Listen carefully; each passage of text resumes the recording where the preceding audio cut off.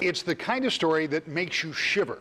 Hearing people breaking into your home, walking up the stairs, while you wait to see what happens next. It happened to one Muskegon County man, and tonight he is talking to us about the two men suspected of raiding his home.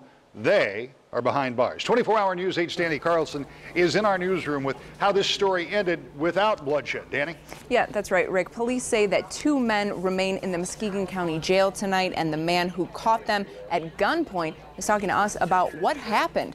Homeowner Dixon Smith, who suffers from stage 4 lymphoma, says his Laketon Township home had been broken into repeatedly. The thieves made off with a couple $1,000s in coins and prescription drugs.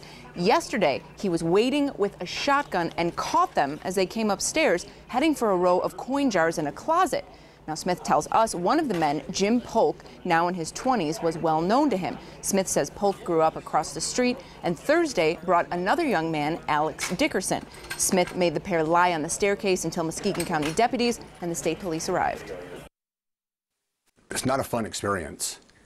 You don't really know what's going on, and it's not what you might think. It's not like the movies. It's pretty serious when you're holding a gun on somebody and you don't know if they're going to pull a gun out or try to take your gun away from you and get you in a corner where you're forced to shoot them. And I was trying to keep that from happening.